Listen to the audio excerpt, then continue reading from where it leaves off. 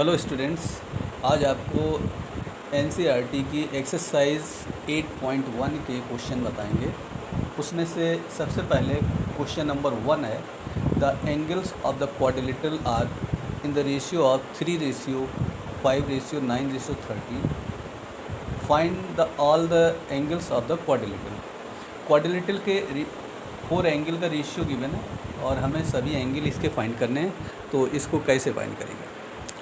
Let the four angle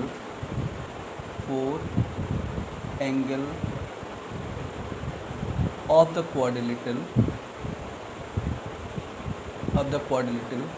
be, इसमें ratio 3, 5 और 9, 13 का है। तो ये हो जाएगा 3x, हमने सपोज कर लिया 3x, 5x, 9x and 13x। ये इसके 4 एंगल हैं। जैसे ही कोई भी ये क्वाड्रिलेटरल है और क्वाड्रिलेटरल में इसके 4 एंगल होंगे और इन 4 एंगल में ये फर्स्ट एंगल 3x, सेकंड इसी तरीके से 5x, थर्ड ये एंगल 9x और फोर्थ एंगल 13x सपोज कर लिया। अब यहाँ से इसको सॉल्व करने के लिए सम ऑफ इसके 4 एंगल का जो सम है ABCD पूरा लिख लेंगे। Sum of interior angle of the quadrilateral be 360। इसकी जो वैल्यू होती है इंटीरियर एंगल का जो सम होता है वो 360 के इक्वल होता है। तो इसका मतलब 3x + 5x + 9x + 13x, इसकी वैल्यू 360 के इक्वल होगी। तो यहाँ से हो जाएगा 3x + 5x + 9x + 13x is equal to 360 डिग्री। इसको सिंप्लीफाई करेंगे तो ये 8, 17, 30 हो जाएगा। 30x is equal to 360 degree और x इज़ इक्वल टू 360/30। इसे सिंप्लीफाई कर लेंगे, इससे इसकी जो वैल्यू होगी 12 आ जाएगी। तो x इज़ इक्वल टू आ जाएगा 12। x की जो वैल्यू है वो यहाँ पर 12 होगी। अब इसी तरीके से फर्स्ट एंगल अगर निकाल लें तो फर्स्ट एंगल की वैल्यू इसमें जो थी वो 3x थी।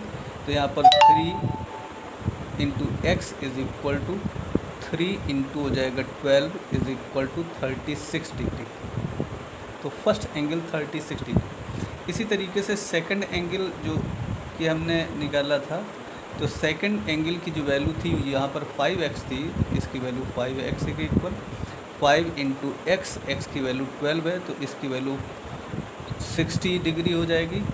इसी तरीके से थर्ड एंगल की जो वैल्यू होगी ये इसकी वैल्यू यहाँ पर 9x गिवन है। तो 9 × ये हो जाएगा 12, 9 × 12 इज़ इक्वल टू 108 डिग्री हो जाएगी।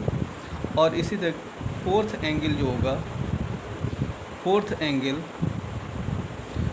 इसकी वैल्यू यहाँ पर 13x है। तो यहाँ पर लिखेंगे 13 × 13x और 13 × ये हो जाएगा 12 इज़ इक्वल टू हो जाएगा 156 डिग्री होगी।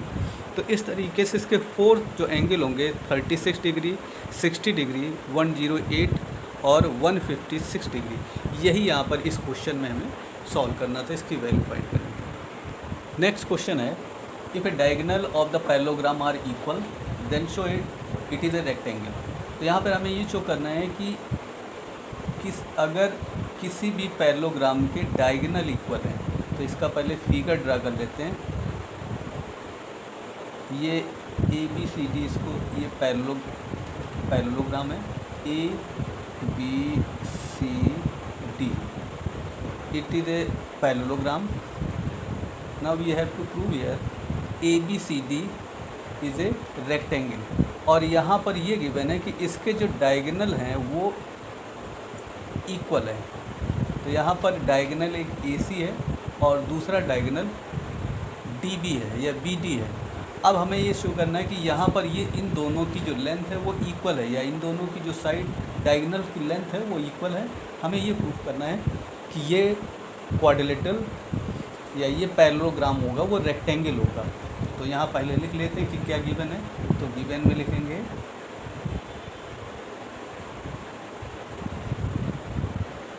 AC and BD are equal diagonal of the parallelogram, ये पैरेललोग्राम का साइन है, ये पैरेललोग्राम ABCD के ये इक्वल डायगोनल है। और इसमें हमें ये शो करना है टू प्रूव दैट ये क्वाड्रिलेटरल ABCD या ये कहें कि ये पैरेललोग्राम है, तो parallelogram ABCD is a rectangle. तो रेक्टेंगल अगर हमें यहाँ प्रूफ करना है तो इनके सभी एंगल अगर हम 90 डिग्री शो कर देंगे तो ABCD रेक्टेंगल होगा। तो यहाँ हम सबसे पहले ये प्रूफ कर देंगे कि इसके एंगल सभी 90 डिग्री। तो इसके प्रूफ के लिए ये कर लेते हैं। तो पहले यहाँ इसे कॉन्ग्रेंसी से इसको प्रूफ करेंगे।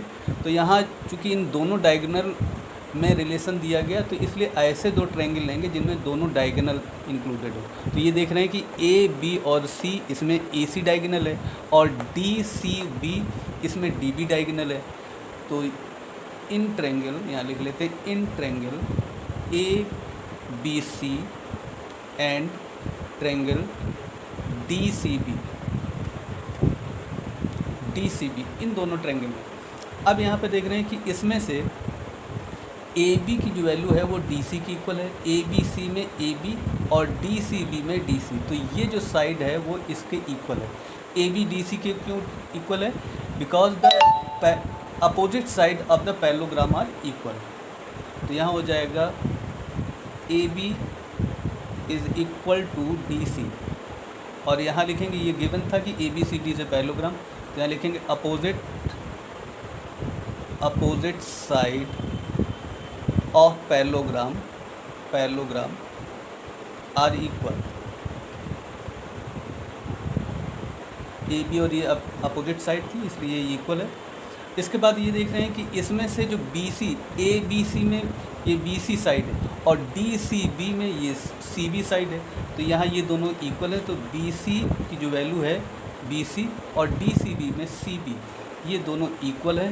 क्योंकि ये दोनों इसी में कॉमन है तो ये कॉमन साइड है इसलिए ये इक्वल है। थर्ड इसमें देख रहे हैं कि इसमें जो इस ABC में AC डायगोनल क्वेश्चन में दिया था कि इसके डायगोनल इक्वल है। तो AC डायगोनल AC की वैल्यू और DCB में DB डायगोनल की वैल्यू इक्वल है। तो यहाँ पर हो जाएगा DB के इक्वल है। तो यहाँ ये गिवन हो जाएगा क्योंकि क्वेश्चन में गिवन है कि इनके डायगोनल इक्वल है। अब इस ट्रायंगल की तीनों साइड, इस ट्रायंगल की तीनों साइड, इस ट्रायंगल की तीनों साइड के इक्वल है। तो देयरफॉर ट्रायंगल ABC ये हो जाएगा कॉन्ग्रेंट टू ट्रायंगल DCB के, इस ट्रायंगल के कॉन्ग्रेंट होगा। और कॉन्ग्रेंसी की कंडीशन कौन सी है? तीनों साइड इक्वल है तो SSS कॉन्ग्रेंसी कंडीशन होगी, कॉन्ग्रेंस होगी। अब यहाँ से अगर ये इसके इक्वल हो जाएगा तो यहाँ हमें एंगल 90 डिग्री प्रूफ करने, तो हम एंगल में रिलेशन निकालेंगे AB। यहाँ से इसकी जो वैल्यू होगी एंगल, इस एंगल की वैल्यू भी इस एंगल के इक्वल होगी। मीन्स ABC की जो वैल्यू होगी वो DCB के इक्वल होगी बाई CPCT। तो एंगल ABC की जो वैल्यू होगी वो एंगल DCB के इक्वल होगी। और यहाँ लिखेंगे बाई CPCT, इसकी जो वैल्यू होगी ABC की वैल्यू DCB की वैल्यू। इस क्वाड्रिलेटरल में ये देख रही है पैरेललोग्राम है और इसकी ये साइड इस साइड के पैरेलल है और ये इसकी ट्रांसवर्सल लाइन है। तो यहाँ ये एंगल ABC और DCB, इसमें से ये B एंगल और ये C एंगल ये कॉन्जिक्यूटिव एंगल होंगे और ये दोनों पैरेलल साइड है। अब इसमें अगर पैरेलल होंगी तो इन दोनों एंगल का जो सम होगा वो 180 डिग्री होगा। तो यहाँ हो जाएगा angle ABC plus angle DCB, इसकी वैल्यू 180 डिग्री के इन दोनों की वैल्यू इसलिए होगी, ए बी सी और D C B consecutive interior angle है, कॉन्जिक्यूटिव इंटीरियर एंगल है, इसलिए इसकी वैल्यू। अब यहाँ देख रहे हैं कि ए बी सी और डी सी बी ये दोनों एंगल इक्वल हैं, तो यहाँ ए बी सी की जगह पर डी सी बी या डी सी बी की जगह पर ए बी सी लिख सकते हैं। तो यहाँ लिखेंगे A B C plus angle A B C is equal to 180 degree. अब यहाँ से इसकी वैल्यू हो जाएगी 2 angle A B C is equal to 180 degree. तो ए बी सी की वैल्यू फाइंड करेंगे, एंगल ए बी सी की value, therefore angle A B C की value 180 degree upon 2 is equal to 90 degree होगा। तो इसकी वैल्यू ए B C की value 90 degree. इसका मतलब ये हुआ कि एंगल ए बी सी की वैल्यू और डी सी बी के इक्वल है, डी सी बी के इक्वल है, और दोनों की ही वैल्यू 90 डिग्री होगी। इसकी वैल्यू भी 90 होगी और ये भी 90, और इसके अपोजिट एंगल ये A B C D parallelogram है, और पैरेललोग्राम के अपोजिट एंगल इक्वल होते हैं। तो एंगल सी की वैल्यू एंगल ए के इक्वल होगी, और सी की वैल्यू यानी डी सी बी की वैल्यू अगर 90 डिग्री है तो डी ए बी की वैल्यू भी 90 होगी। तो यहाँ लिख सकते हैं, तो सिंस एंगल, इसको इक्वेशन नंबर फर्स्ट ले लेंगे और यहाँ पर ही लिखेंगे कि एंगल ए बी सी की वैल्यू, ए बी सी की जो वैल्यू होगी, इस एंगल की वैल्यू ए डी सी के इक्वल होगी, एंगल ए डी सी के इक्वल होगी। Opposite side of the parallelogram are equal, तो ये हो जाएगा अपोजिट साइड, और यहाँ पर ए बी सी की जो वैल्यू है 90 डिग्री के है, तो इसलिए यहाँ पर ए डी सी की वैल्यू भी 90 होगी, ए डी सी की वैल्यू 90 डिग्री होगी। और सिमिलरली यहाँ से देख रहे हैं कि इस एंगल की जो वैल्यू थी, एंगल इस डी सी बी की वैल्यू और डी सी बी की वैल्यू इस एंगल की इक्वल होगी, तो angle D A C is equal to D A C की वैल्यू भी 90 डिग्री होगी। तो इन इक्वेशन से इसको सेकंड और थर्ड इक्वेशन डाल सकते, तो यहाँ लिख सकते हैं from equation first second and third, first second and third, angle A B C is equal to angle D C B is equal A D C is equal to A D C, D A C is equal to 90। इसके सभी angle यहाँ से 90 degree हो गए, इसलिए ये जो quadrilateral A B C होगा, quadrilateral A B C D is a rectangle.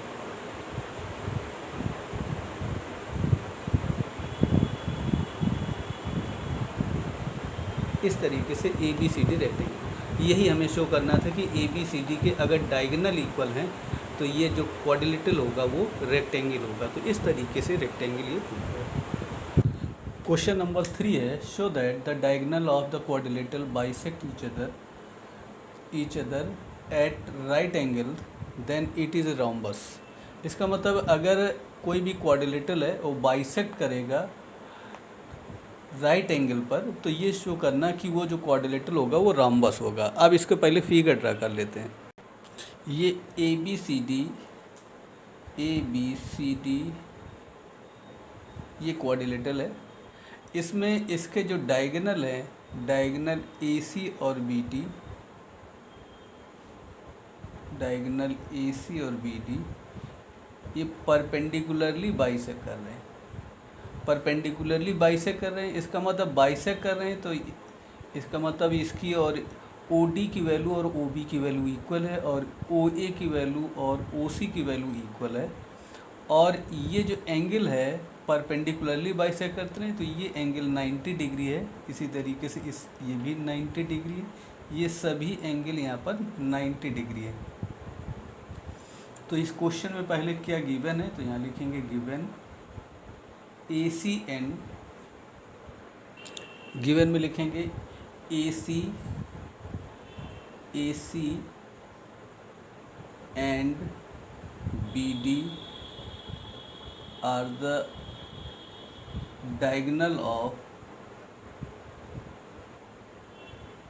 diagonal of quadrilateral ABCD।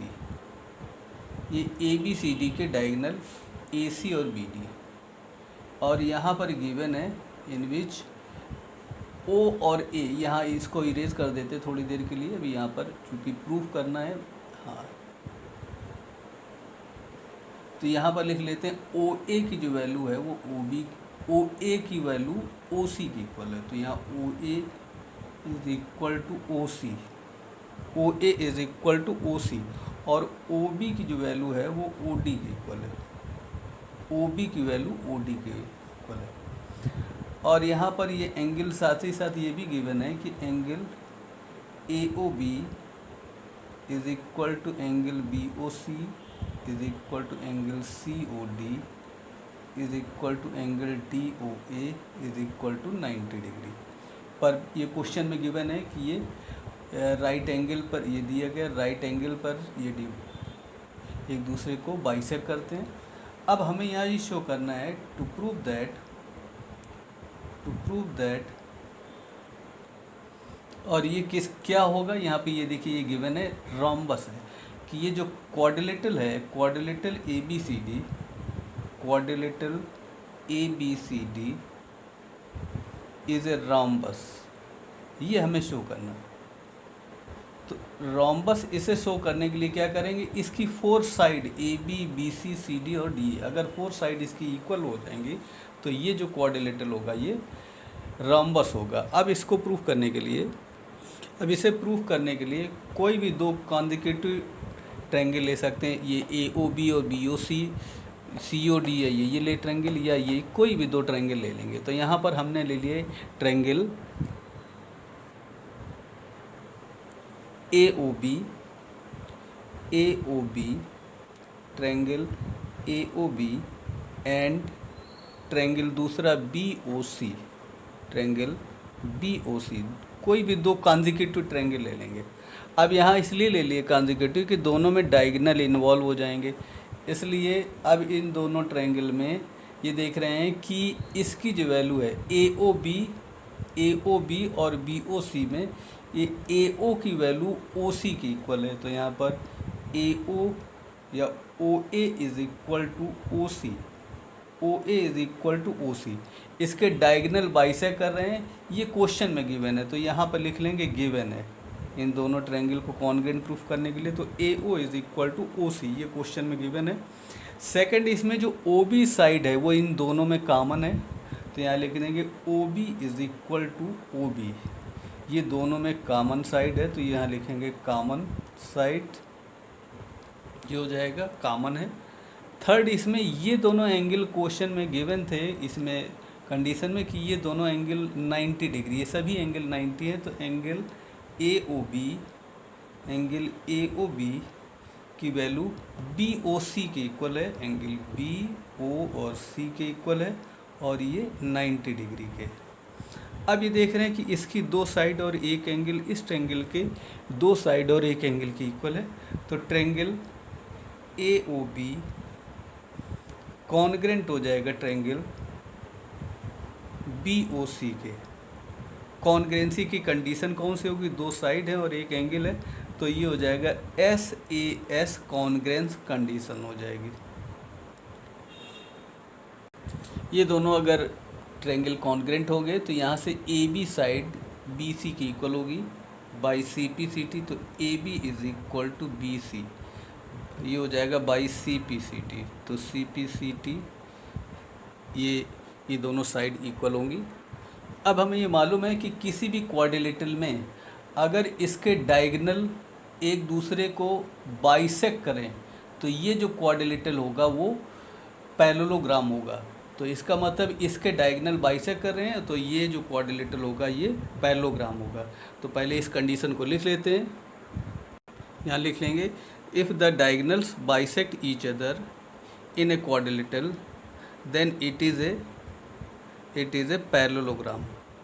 अगर किसी इसमें डायगोनल बाइसेक्ट करेंगे तो ये पैरेललोग्राम होगा, और पैरेललोग्राम में इसकी अपोजिट साइड इक्वल होती हैं, तो यहाँ पैरेललोग्राम होगा तो ए बी की जो वैल्यू होगी, ए बी की वैल्यू डी सी के इक्वल या सी डी के इक्वल होगी, और ए डी की वैल्यू, ए डी की वैल्यू यहाँ पर बी सी के इक्वल होगी।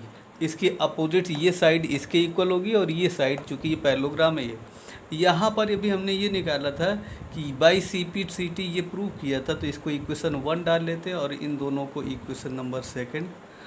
अभी ये प्रूव किया था ये साइड इसके इक्वल है, तो ए बी साइड इसके इक्वल है, और यहाँ ये इसके इक्वल है और ये इक्वल, इसका मतलब 4 साइड इसकी जो होंगी वो इक्वल हो जाएंगी। Therefore from equation first and second